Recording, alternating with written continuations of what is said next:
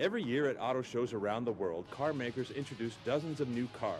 But how do they come up with the names? After all, for many of us, a car is an emotional purchase, and the name projects an image of what kind of car it's going to be. Looking back over time, at one point it was pretty easy to name a car, but now there's so many different names out there. They compete with other types of products. It's really hard to find an original name that's trademarkable, that does not, is not offensive in any language, especially as a lot of these automakers are going to more global names, global brands. One way to bring instant name recognition and brand equity to a car is to resurrect a popular name from the past, as Chevrolet did with its Camaro last year, and Buick has done by bringing back the Regal nameplate for 2011. Once you've got equity in a name, you want to stay with it and you want to try to build that equity. Cadillac came out with a new concept car at the Detroit Auto Show they're calling the XTS, which brings up the question, how do you decide to give a car a real name like Yukon or an alphanumeric like 320i?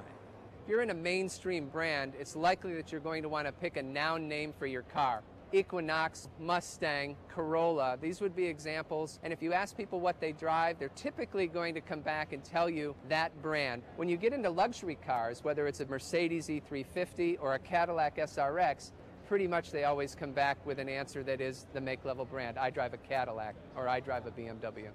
As automakers come out with more global cars, experts say look for more alphanumeric monikers and made-up words like the new Chevy Cruze. I'm Chris Hansen.